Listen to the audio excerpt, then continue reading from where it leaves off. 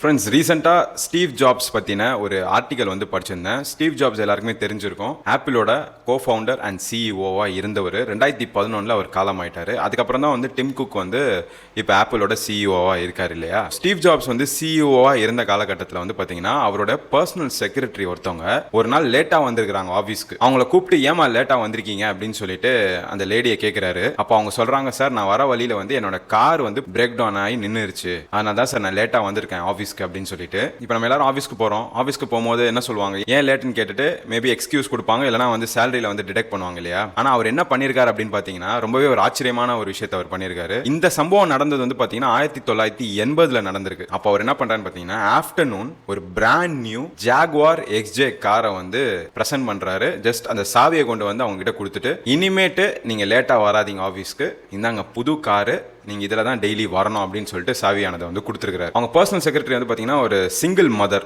So அவங்களுக்கு இந்த ஒரு ஹெல்ப்பை செய்யணும்னு சொல்லிட்டு ஸ்டீவ் ஜாப்ஸ் அவர்கள் வந்து 1980 இந்த ஒரு விஷயத்தை வந்து செஞ்சிருக்கிறார். அந்த பர்சனல் செக்ரட்டரி வந்து பார்த்தீங்கன்னா ரொம்பவே ஒரு ட்ரஸ்டட் பர்சன் அப்படின்னு சொல்லிட்டு ஸ்டீவ் ஜாப்ஸே வந்து சொல்லியிருக்கிறார். 1980 வந்து பார்த்தீங்கன்னா ஜாகுவார் XJ அப்படிங்கிறது வந்து ரொம்பவே ஒரு லக்ஸரி காரு, ரொம்ப பழமையான ஒரு கார். இப்போ இருக்கிற XJL நீங்கள் பார்த்துருப்பீங்க, அந்த மாதிரி கிடையாது, பழைய டைப்லேயே இருக்கும் அந்த வண்டி. அப்போ அந்த வண்டியோட விலை என்னன்னு பார்த்தீங்கன்னா $35,000 இருந்திருக்கு. அவர் வந்து ஃப்ரீயா கொடுத்திருக்காரு. இப்போ கால்குலேட் பண்ணி பார்த்தீங்கன்னா அரௌண்ட் 1 crore கிட்ட ஒரு ஈக்குவலன்ட் வேல்யூ. ஸ்டீவ் ஜாப்ஸ் இருந்த காலகட்டத்தில் அவருடைய அந்த லீடர்ஷிப் குவாலிட்டி அப்படிங்கிறது வந்து எக்ஸ்ட்ராடினரியா இருந்திருக்கு. நினைச்சு பார்க்க முடியாத அளவுக்கு அவங்க கீழே வேலை செய்யக்கூடிய ஸ்டாஃப்ஸ்க்கு வந்து கிஃப்ட்ஸ் ஆனது வந்து கொடுத்திருப்பாரு. ரிமார்க்கபிள் கிஃப்ட்ஸ் அப்படின்னு சொல்றாங்க. இன்னொருத்தருக்கு வந்து பாத்தீங்கன்னா கிறிஸ்டல் ஆப்பிள் அப்படின்னு சொல்லிட்டு ஒரு $1,000 வர்த்தான ஒரு கிஃப்ட்டை வந்து அவர் கொடுத்ததும் குறிப்பிடத்தக்கது. ஸ்டீவ் ஜாப்ஸ்க்கு இருந்த அந்த ப்ராப்ளம் சால்விங் ஆட்டிடியூட் இப்போ இருக்கக்கூடிய எல்லா சிஇஓஸ்க்கும் இருந்துச்சுன்னா நிறைய பொட்டன்ஷியலான எம்ப்ளாயிஸ் வந்து இன்னைக்கு ஒரு கம்பெனியை விட்டு வெளியே வரவே மாட்டாங்க. ஸோ இந்த ஒரு லீடர்ஷிப் குவாலிட்டிஸ் வந்து எல்லாருமே கத்துக்கணும். அண்ட் இந்த ஒரு ஆர்டிக்கலை நான் படிச்சுட்டு உங்க எல்லாருக்கும் நான் ஷேர் பண்ணணும்னு ஆசைப்பட்டேன். ஸோ உங்களோட ஆஃபீஸ்க்கு நீங்க வந்து லேட்டா போயிட்டீங்க அப்படின்னு சொன்னா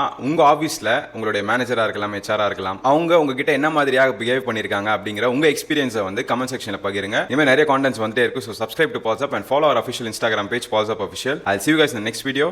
Bye.